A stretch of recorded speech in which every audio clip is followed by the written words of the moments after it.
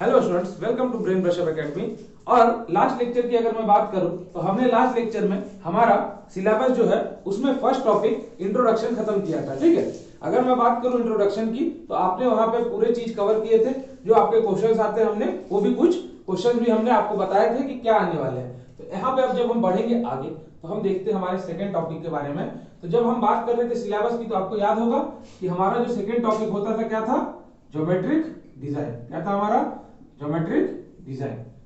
तो geometric design का एक बेसिक सा मतलब याद रखो, डेफिनेशन कुछ याद रखने की जरूरत नहीं है। ज्योमेट्रिक डिजाइन का मतलब design of visible features available on the road. Design of, क्या बोलोगे आप? Design of visible features available on road. Available on road. मगर यहां मैं क्या बोल रहा हूं, ये चीज को समझना कि जैसे विजिबल फीचर्स क्या अवेलेबल होंगे जब आप रोड पे चलते हो, जब आप किसी टर्न पे मूव करते हो तो आपको टर्न दिखता है, मतलब टर्न आपके लिए एक विजिबल फीचर है। जब आप रोड पे चलते हो और कोई आपको कर्व आती है, वैली कर्व आती है या समिट कर्व आती है तो आपको कर्व दिखता है, तो ये आपके लिए विजिबल फीचर्स है। जब आप रोड पे चलते हो, आप ब्रेक मारते हो, आप कुछ डिस्टेंस पे जाके रुकते हो तो वो क्या है, आपको दिख रहा है, तो वो आपके लिए क्या है, साइड डिस्टेंस है। तो ऐसे ही जो भी विजिबल फीचर्स हमको अवेलेबल होंगे हम उनको क्या बोल देते हैं, हम उनको बोल देते हैं क्या, उसकी डिजाइन को हम बोल देते हैं ज्योमेट्रिक डिजाइन। ठीक है, तो इसके लिए जो आप आईआरसी यूज करते हो, कभी कभी क्वेश्चन में पूछ लिया जाता है, याद रखना, इसके लिए आप आईआरसी यूज करते हो 73 1980। ये आईआरसी कोड है। जैसे आपका आईएस कोड होता है ना, आईएस कोड को आप क्या बोलते हैं, आईएस 456 2000 किसके लिए यूज करोगे? आरसीसी के लिए यूज करोगे। स्टील के लिए 400 800 कुछ भी यूज करोगे तो वो क्या होगा, स्टील के लिए होगा। सेम ऐसे ही हमको इंडियन रोड कांग्रेस जो हमको वैल्यूज देता है वो हम कहा किसके लिए यूज करते हैं, 73 1980 में उसको हम यूज करते हैं क्या फाइंड करने के लिए, ज्योमेट्रिक डिजाइन। तो देखो अब यहाँ पे हमारे पास क्या होंगे, कुछ फैक्टर्स होंगे, फैक्टर्स होंगे जो कंट्रोल करेंगे ज्योमेट्रिक डिजाइन को।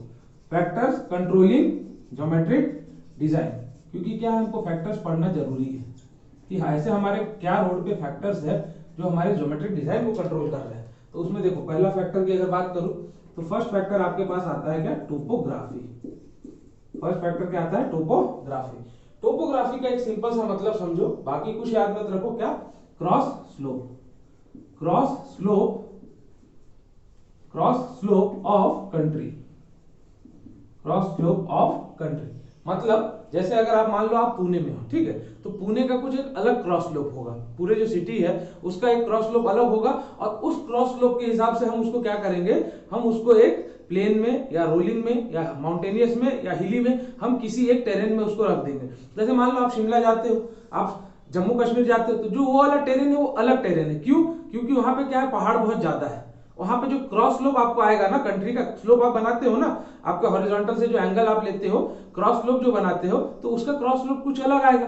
तो हमने क्या बोला कि क्रॉस स्लोप के हिसाब से हमने टेरेन डिसाइड कर दिए। तो ये सब चीजें मिलती है आपको कहां पे, आईआरसी में। ठीक है, आईआरसी बताता है। तो देखो यहाँ पे हमने क्या बोला, ये आपके कोई टेरेन है और ये आपका क्या है, क्रॉस स्लोप है।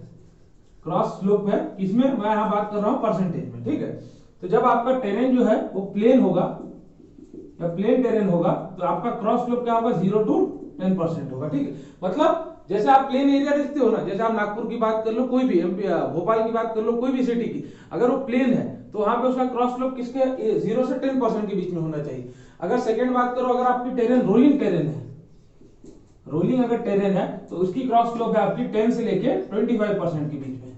ठीक है, अगर आपका टेरेन जो है माउंटेनियस है, अगर माउंटेनियस टेरेन है तो उसकी जो क्रॉस स्लोप होगी आपकी 25 से लेके 60 के बीच में होगी। ठीक है, और अगर आपको इससे ज्यादा भी ऊपर जाना है, अगर मैं बोलूं बात करूं हिली की, तो इसकी क्रॉस स्लोप हो जाएगी 60% से ऊपर। ठीक है, समझ में आता है? तो यहां से कभी कभी आपको क्वेश्चन पूछ लेता है कि अगर बोल देगा कि टेरेन अगर आपका रोलिंग है तो आपकी क्रॉस स्लोप कितनी होगी, तो ये वैल्यूज को याद रखना है। क्यों? क्योंकि देखो मैंने पहले भी बताया, जो वैल्यूज आपके आईआरसी ने दिए हैं एज रिकमेंडेड बाय आईआरसी, वो आपको क्वेश्चन में पूछे जाते हैं। क्यों? क्योंकि आप देखते हो आईएएस कोड से क्वेश्चन आता है, सेम वही चीजें यहाँ पे भी कंसिडर कर लो। ठीक है, देखो आगे चलेंगे। तो ये क्या हो गया, ये हमारा फर्स्ट फैक्टर हुआ। जो आपका सेकंड फैक्टर है वो है आपका क्या, डिजाइन स्पीड। डिजाइन स्पीड, तो आप बोलोगे सर डिजाइन स्पीड कैसे अफेक्ट करेगा हमारे ज्योमेट्रिक डिजाइन को? तो मैं ये बोलूंगा कि मान लो आपकी एक व्हीकल है वो चल रही है 100 किलोमीटर की स्पीड पे, ठीक है। और उसको क्या है, उसके लिए आपको स्टॉपिंग साइड डिस्टेंस डिसाइड करना है। तो जब आप स्टॉपिंग साइड डिस्टेंस फाइंड कर रहे हो तो उसके फॉर्मूला में आप क्या डिजाइन स्पीड को यूज कर रहे हो। अगर डिजाइन स्पीड आपकी ज्यादा होगी, जैसे अगर एनएच और एक्सप्रेसवे की बात करूं, वहां पे डिजाइन स्पीड कितना लेते हो आप, 120 लेते हो, 100 लेते हो, किसके लिए, प्लेन टेरेन के लिए। मैं उसकी भी टेबल आपको बताऊंगा बाद में। तो उसके लिए भी क्या है, आप क्या करते हो, डिजाइन स्पीड लेते हो। तो इसी के लिए क्या है, मैं बोल देता हूं कि डिजाइन स्पीड एक फैक्टर है जो किसको अफेक्ट करती है, आपके ज्योमेट्रिक डिजाइन को अफेक्ट करती है। समझ में आता है, ठीक है। चलो थर्ड आपका है traffic characteristics. Traffic characteristics, traffic characteristics में जब हम पहुंचे तो हमने क्या बोला कि ट्रैफिक कैरेक्टरिस्टिक्स में दो कैरेक्टरिस्टिक्स होते हैं, एक आपकी, एक व्हीकल की, एक आदमी की। आदमी का सोच अलग है, वो किस हिसाब से गाड़ी चलाएगा, किसी की सोच अलग रहती है, कोई ट्रैफिक में फास्ट चलाता है, कोई स्लो चलाता है। एक होती है व्हीकल की कैरेक्टरिस्टिक कि व्हीकल की हाइट कितनी है, व्हीकल की लेंथ कितनी है। जैसे देखो एक मैं बेसिक एग्जांपल बताता हूं। आप क्या करते हो, आप विड्थ ऑफ पेमेंट कितना लेते हो, 3.5 लेते हो, ठीक है। अगर मान लो कोई गाड़ी अगर 8 मीटर विड्थ की आती है तो उस पेमेंट पे चल पाएगी क्या, तो आप बोलोगे नहीं सर, ऐसी गाड़ी हमको दिखती कहाँ है। तो इसलिए नहीं दिखती है, क्यों, क्योंकि आईआरसी ने एक मैक्सिमम विड्थ डिजाइन करके रखा है।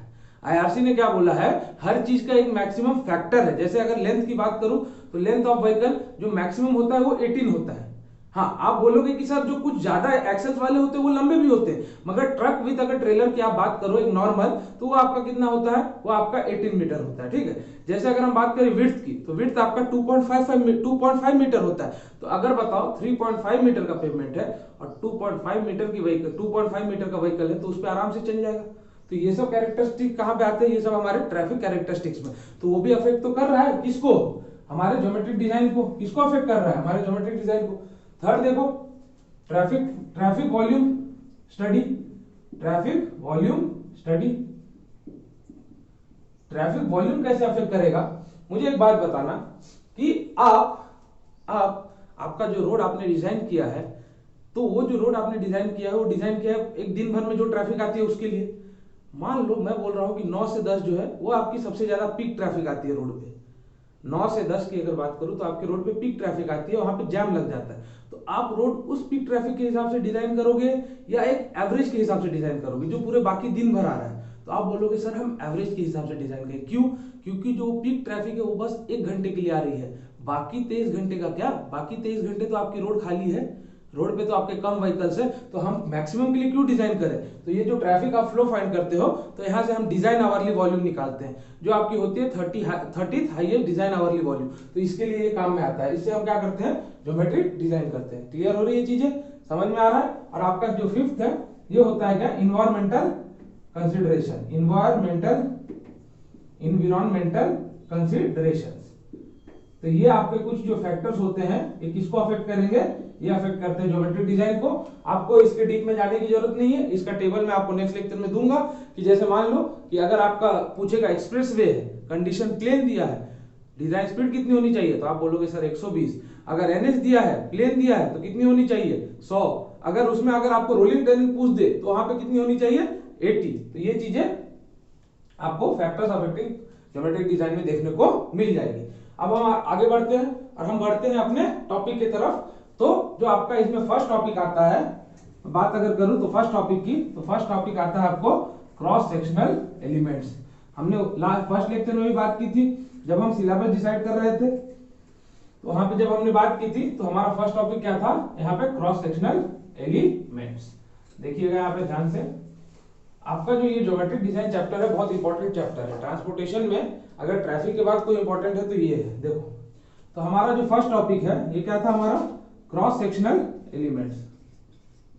Cross sectional elements.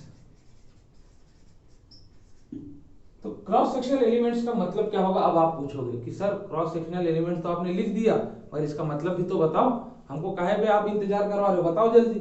तो मैं बोलूंगा क्रॉस सेक्शनल एलिमेंट्स मतलब आप क्या करो, रोड को क्रॉस सेक्शन से कट करो और जो आपको वहां पे विजुअल फीचर्स है वो आपका होता है क्रॉस सेक्शनल एलिमेंट्स।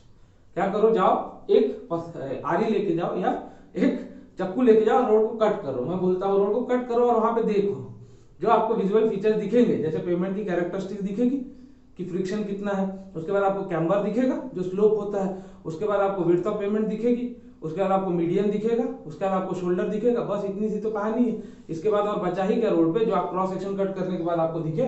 तो यहाँ पे देखो, तो जो आपका फर्स्ट है, जब हम फर्स्ट बात करते हैं यहाँ पे, तो यहाँ पे आपका आता है फर्स्ट पेवमेंट कैरेक्टरिस्टिक्स। क्या आता है? Pavement characteristics, pavement characteristics. तो इसमें हमारा फर्स्ट टॉपिक है आपके लिए, फर्स्ट टॉपिक है क्या? फ्रिक्शन। फर्स्ट टॉपिक है क्या? फ्रिक्शन। तो देखो फ्रिक्शन क्या है, आप आज से नहीं पढ़ रहे हो, आप 12th से पढ़ते आ रहे हो। फ्रिक्शन आपको पता है क्या?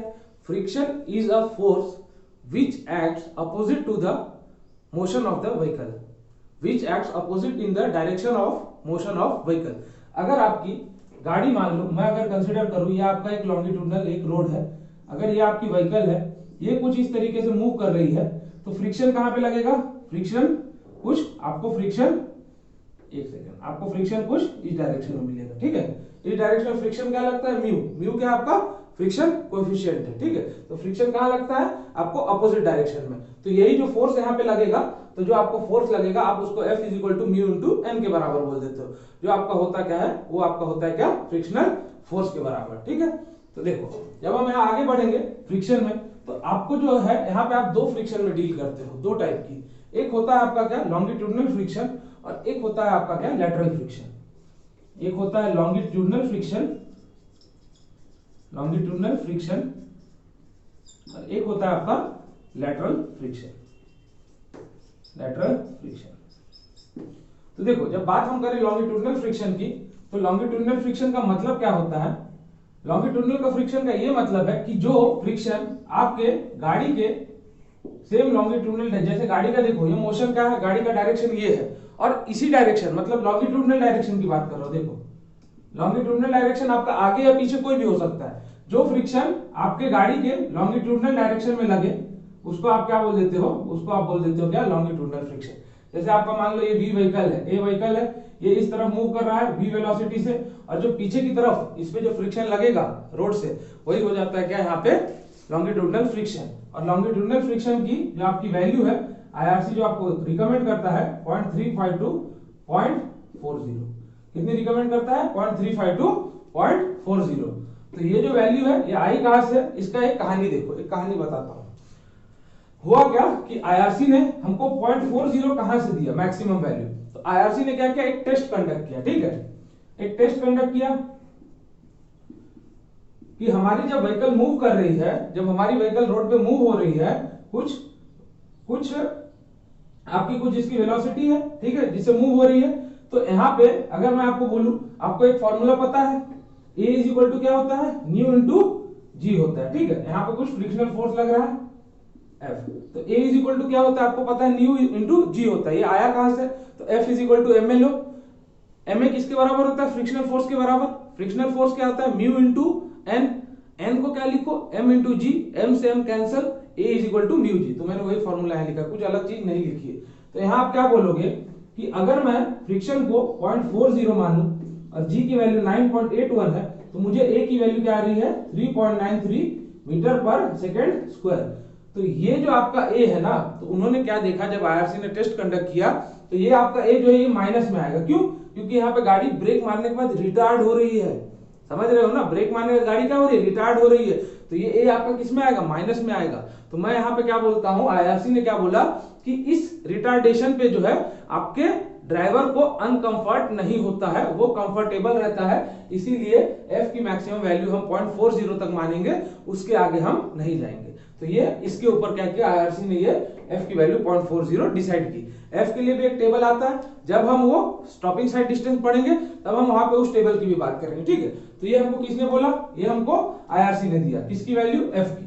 तो चलो एक आपका क्या है, ये था लॉन्गिट्यूडनल फ्रिक्शन। सेकंड है हमारे पास, सेकंड अगर बात कर ले तो सेकंड है हमारे पास लैटरल फ्रिक्शन। लैटरल फ्रिक्शन क्या होती है? देखो ध्यान से,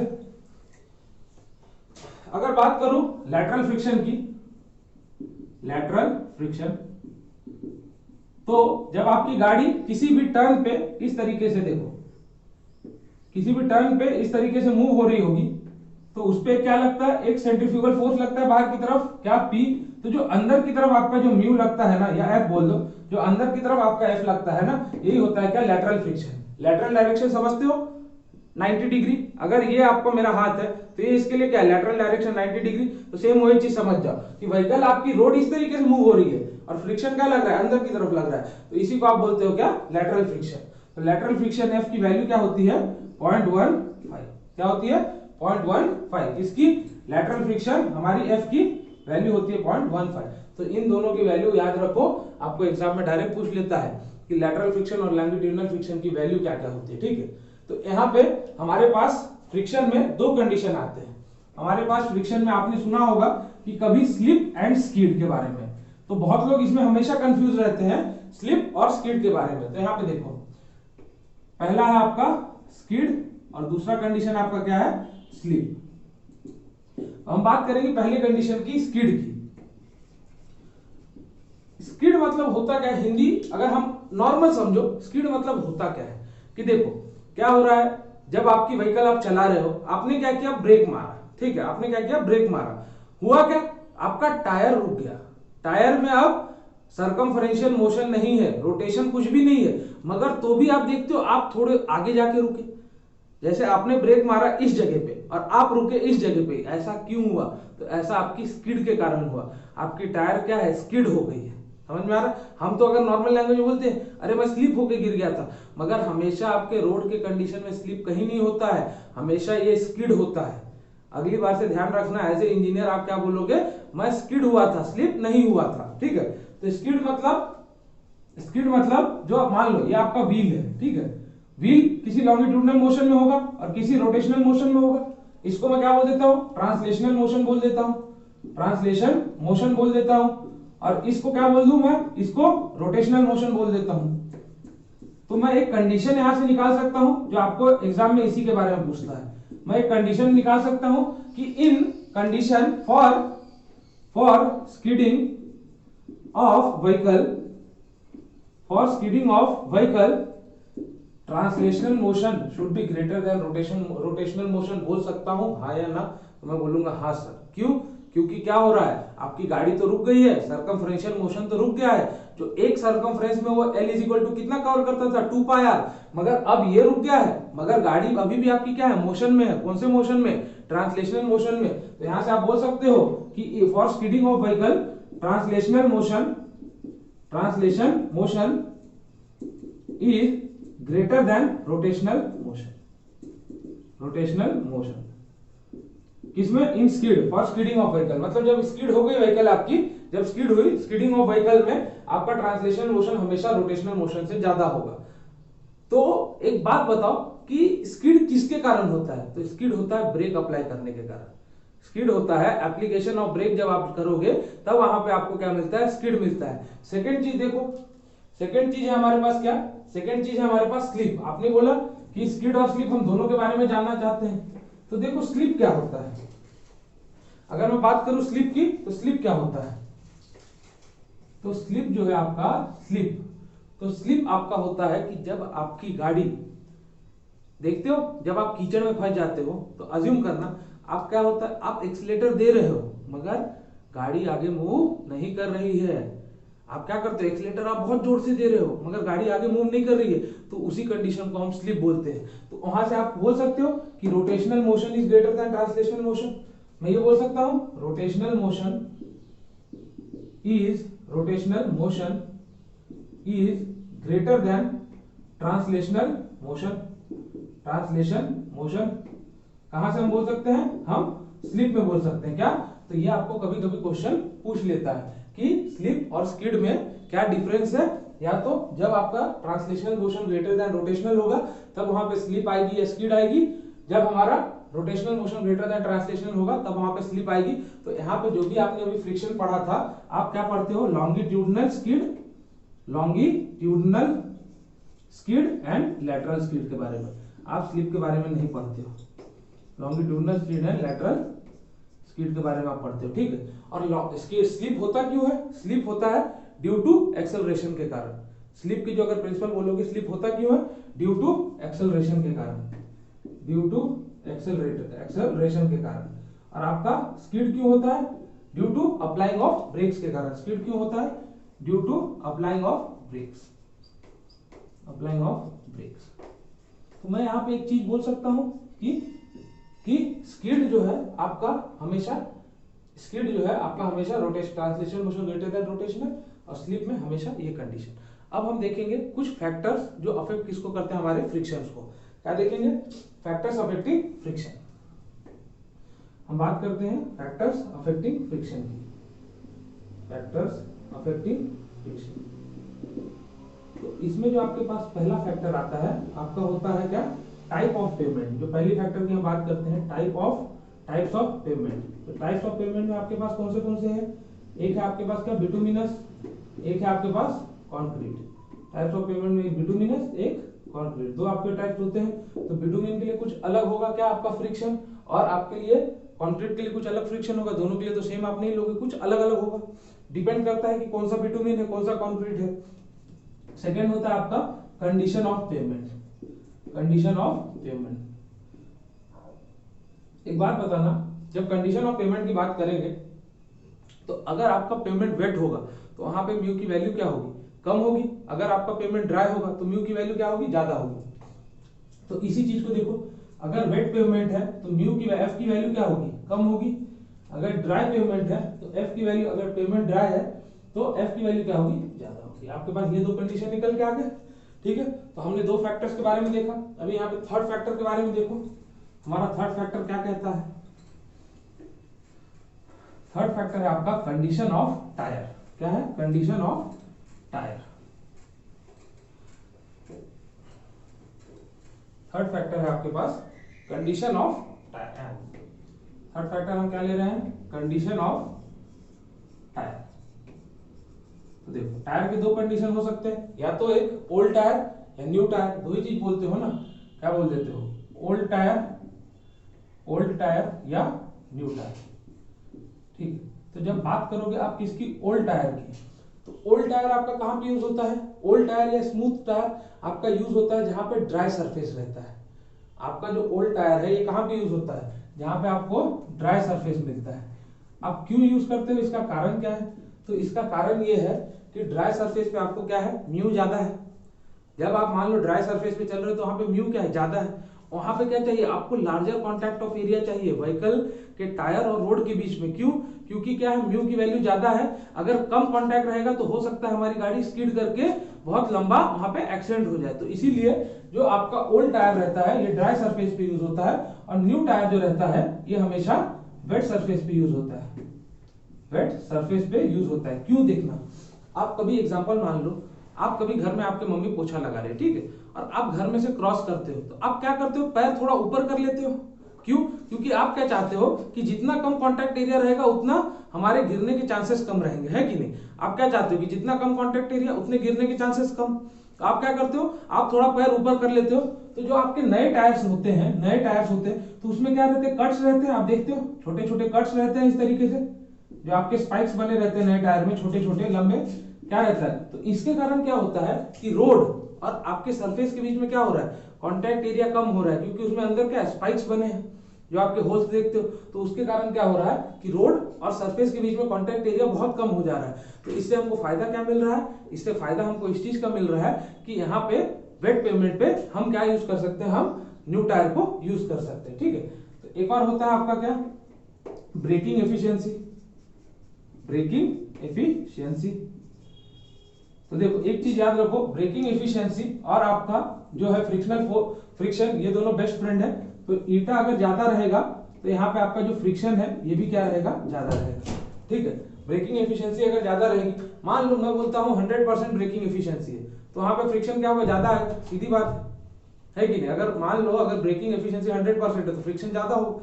उसके बाद देखो हम बात करते हैं किसकी? टेम्परेचर की। इससे क्वेश्चन पूछा जाता है, एक चीज याद रखना, अगर टेम्परेचर ज्यादा होगा तो रोड का फ्रिक्शन जो है, अगर टेम्परेचर ज्यादा होगा तो फ्रिक्शन जो है कम होगा कि ज्यादा होगा? तो आप बोलोगे सर कम होगा। क्यों?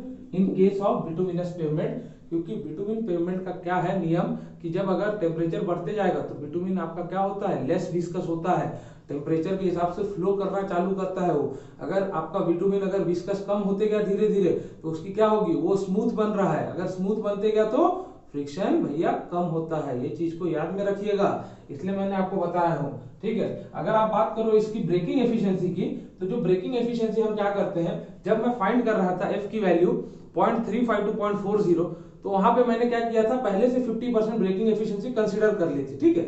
अगर आपको तो भी क्वेश्चन में अगर ब्रेकिंग एफिशिएंसी पूछता है तो जो आपको फ्रिक्शन की वैल्यू दी है आप क्या करना, उससे उसको मल्टीप्लाई कर देना, बाकी कुछ मत करना। क्योंकि देखो गाड़ी की जो है ब्रेकिंग एफिशिएंसी 100% नहीं हो सकती है, आपको भी पता है। क्यों? क्योंकि क्या, अगर जैसे ऐसा तो कुछ नहीं होता है कि आप ब्रेक मारो और जगह पे गाड़ी रुक जाए। तो हम क्या करते हैं, हम पहले से वहां पे 50% मान के हमने हमारे फ्रिक्शन को डिजाइन किया रहता है, ठीक है। क्लियर है? तो ये था आपका क्या, ये था हमारा क्रॉस सेक्शनल एलिमेंट में फर्स्ट टॉपिक, किसके बारे में, फ्रिक्शन के बारे में। क्वेश्चन यहां से बनते हैं, इजी क्वेश्चन बनते हैं दो टाइप के। एक आपको या तो वैल्यू पूछेगा लैटरल या लॉन्गिट्यूडनल की, वो पूछ लेगा, या तो आपको स्लिप और स्किड के बारे में पूछेगा, वो दोनों भी नहीं पूछा तो ये पूछ सकता है ओल्ड टायर को हम कहाँ यूज करते हैं, ड्राई सरफेस में, वेट टायर को हम कहाँ यूज करते हैं, न्यू टायर को हम कहाँ यूज करते हैं, वेट सरफेस में। क्यों? हमारे पास कारण है। एक पूछ सकता है टेम्परेचर के बारे में कि टेम्परेचर अगर बढ़ेगा तो फ्रिक्शन की वैल्यू क्या होगी, ये भी एक चांसेस है। इसके अलावा यहां से क्वेश्चन आने के बाकी चांसेस कम हो जाते हैं। तो इसके आगे और आपको दो कैरेक्टरिस्टिक्स आती है पेमेंट की, एक आती है आपकी लाइट रिफ्लेक्टिंग कैरेक्टरिस्टिक्स, क्या आती है, लाइट रिफ्लेक्टिंग कैरेक्टरिस्टिक्स, और उसके बाद हमारे पास क्या आता है, पेमेंट अनइवननेस। देखो यहाँ पे इसके बाद आती है हमारे पास क्या, light reflecting characteristics, light reflecting characteristics, और उसके बाद हमारे पास आता है पेमेंट अनइवननेस। पेमेंट अनइवननेस का मतलब जानते हो कि पेमेंट पे हमारा अनइवन कितना है, ठीक है, पेमेंट पे हमारा अनइवननेस कितना है। तो यहां तक क्लियर है सबको? तो यहां तक आप समझ गए होंगे। यहां से जब हम आगे बढ़ेंगे तो उसको हम कहां कंटिन्यू करेंगे, उसको हम नेक्स्ट लेक्चर में कंटिन्यू करेंगे, ठीक है। इतनी चीजें समझ में आती है तो आगे के लेक्चर में हम जो है हमारे नेक्स्ट टॉपिक्स को कंटिन्यू करेंगे और इसी टॉपिक्स के हिसाब से हम आगे बढ़ेंगे। क्या करना है, आप अगर लेक्चर देख रहे हो तो इसको क्या करो, आप पढ़ने के बाद एक बार क्वेश्चंस ट्राई करके देखो कि क्वेश्चंस आपसे सॉल्व हो रहे हैं या नहीं। आपकी एमपीएससी या ट्रांसको की बात करूं तो वहां पे आपके पूरे के पूरे आपको थियोरेटिकल क्वेश्चन देखने मिलेंगे, और वो भी बेसिक्स क्वेश्चन, कुछ ज्यादा हार्ड चीजें नहीं पूछता है वो भी बेसिक्स क्वेश्चन पूछे जाते हैं। So thank you all of you.